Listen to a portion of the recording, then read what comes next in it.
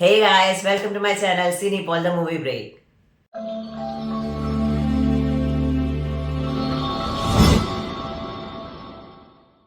इस दिन का जो मैंने मूवी आपको बताए थे द 10 क्लासिक मूवीज, जिसके बारे में आज हम बात करने वाले हैं। सबसे पहला movie day first movie which is कारचा। कारचा मीन्स विशन। इस मूवी का खासियत ये है कि इसका जो डायरेक्टर है द ब्लेसी ही उनका ये डेब्यूट मूवी था 2004 में रिलीज हुए। And the actors of course Mammootty sir का एक क्लासिक मूवी है ये मूवी इसलिए स्पेशल है क्योंकि 2004 में बहुत सारे लेजेंडरी एक्टर्स आए थे और बहुत सारे डिफरेंट जेनरे में स्टोरीज उस टाइम पे रिलीज हुए थे। पर फिर भी this movie was specially touched by everyone. होता है ना कि दिल छूता है कुछ कुछ मूवीज, लाइक उतना हार्ट टचिंग हो जाता है। ये कुछ ऐसा ही मूवी है क्योंकि इसका एग्जीक्यूशन में या स्टोरी लाइन में पूरे ह्यूमैनिटी, लव, कंपैशन ये सब के बारे में डिस्कशन कर रही है। कहानी के बारे में जब बताएंगे तो आपको खुद लगेगा कि ठीक है ये कहानी सुना हुआ लग रहा है, पर ये ऐसा कुछ नहीं कि आपने सुना हुआ लग रहा है। आपको ये देखना चाहिए तभी पता चलेगा ये इतना स्पेशल क्यों है। क्योंकि एक होता है ना कि एक कहानी हम लोग अलग अलग तरीके से दिखा सकते हैं, but it's about the execution, how you tell the story, वो ऑडियंस को कैसे फील हो जाता है। इस मूवी का सबसे स्पेशल खासियत ये है कि जिसको लैंग्वेज नहीं आते उसको भी उतना ही टच करेगा ये वाले मूवी। सो कहानी शुरू होती है गुजरात में जो भूकंप हुए थे उसके बाद। एक छोटा सा बच्चा रहता है, 8-10 साल का होता है। वो रास्ता बिगड़ के आ जाता है केरला पे। पता नहीं कैसे वो वहां पे आके, उसको लैंग्वेज नहीं आता है पहली चीज। दूसरी चीज उसको भूख लगी या उसको देखने के लिए कोई नहीं, अकेले है तो पता नहीं क्या करना है, कैसे करूं। लड़का बहुत डरा हुआ लगता है और वहां पे आते हैं माधवन नाम कैरेक्टर का, जो मम्मूटी सर प्ले कर रही है। एक फिल्म प्रोजेक्शनिस्ट रहता है, उनके पास ये बच्चा पहुंच जाता है। मतलब इसको घूरते रहते तो पूछते कि क्या हो गया, क्या है, ये पता करने में पता चल जाता है। इसको भूख लगी है तो चाय वाय पिलाने के लिए लेकर जाते हैं।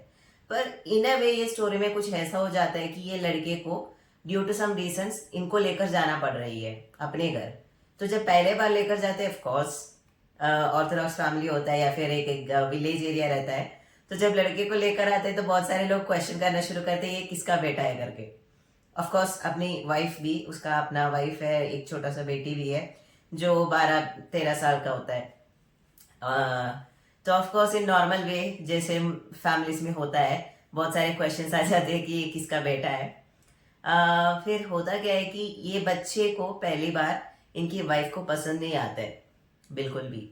पर क्योंकि थोड़ा डेंजर लग रही है, दूसरी लैंग्वेज का है, पता नहीं कहाँ से है, क्या है, कैसे है, तो थोड़ा डर रहता ही है कि घर में रखने के लिए।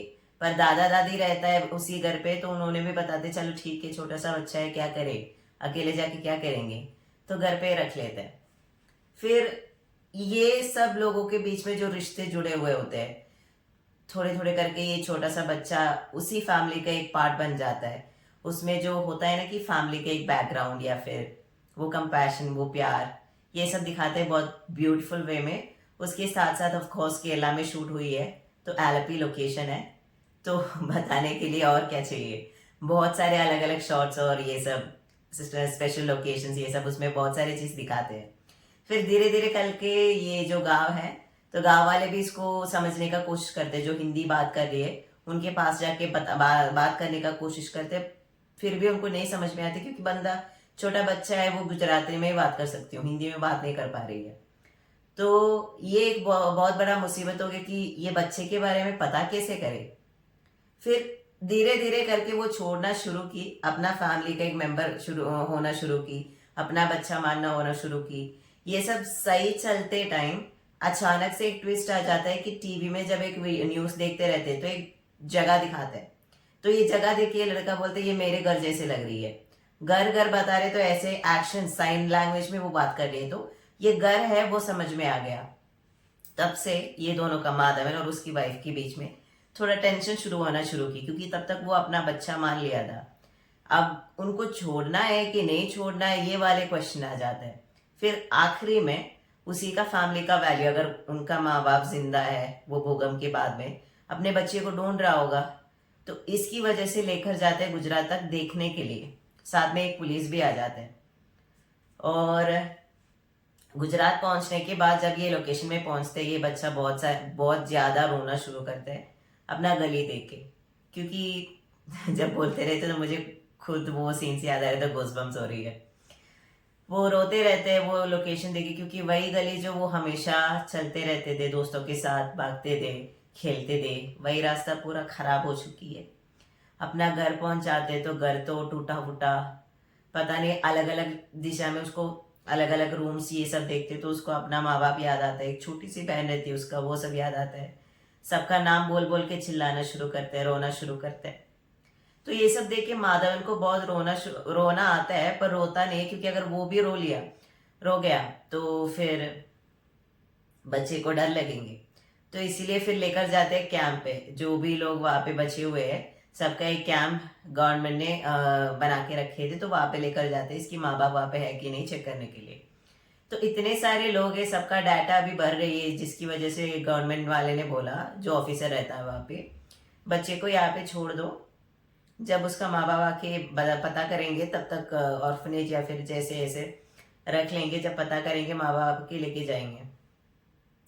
माधवन कोशिश करते हैं बच्चे को अपने साथ लेकर जाने के लिए, पर होता है ना कि रूल्स एंड रेगुलेशंस। माधवन के साथ अगर छोड़ा तो अगर इसका माँ बाप आके पूछेंगे मेरे बच्चा का है तो क्या बताएंगे उनको, जिसकी वजह से उन्होंने मना कर लिया। वो पुलिस सर तक वो रो रो के पूछते कि देखो मैं, एक वो लाइन है, अगर ऐसा कोई ऑप्शन हो सकता है कि मैं इसको लेकर जा सकती हूँ, क्योंकि मैं अपने बेटा मानती हूँ, मैं अपने बेटे जैसे मानती हूँ, मैं ऐसे ही रख लूंगा, सब कुछ करके दे दूंगा करके रो रो के पूछते हैं। तो ये बच्चा उनके आंसू पोंछते हैं ऐसे, और आखिरी में होता क्या है कि उसको बच्चे को छोड़ना ही पड़ता है, और अपना नंबर वगैरह देके वो जाते हैं वापस गांव। पर यहाँ पे एक छोटा सा सीन दिखाते हैं कि जब ये नंबर वगैरह देते हैं और बोलते हैं कि अगर उसका माँ बाप नहीं मिले तो मुझे इस नंबर पे कॉल करना, मैं आके बच्चे को लेकर जाऊंगा। पर वो गवर्नमेंट ऑफिसर क्या करता है, ले लेते हैं हाँ हाँ बोल के, जैसे वो चला गया वो ट्रैश बिन में डाल देते हैं। तो ये एक रियलिटी में बहुत सारे होता भी है, क्योंकि यू नो गाइस। तो ये है मूवी का एक छोटा सा प्लॉट। बाकी इसका जो होता है ना कि other things apart from the story line, अगर वो देखना है तो आपको जरूर मूवी देखना ही पड़ेगा। कारशा इज अ मूवी, शायद यूट्यूब में पड़ी होगी या फिर आपको हिंदी डब में मिलना थोड़ा मुश्किल होगा, पर विद सबटाइटल शायद मिलने का बहुत सारे प्लेटफॉर्म्स आजकल अवेलेबल है। Try to watch the movie. थोड़ा हाँ मैं इसके बारे में बताना चाहती हूँ, जब कहानी सुन रही हो तो आपको थोड़ा लगा होगा ये बजरंगी भाईजान जैसा है, काइंड ऑफ।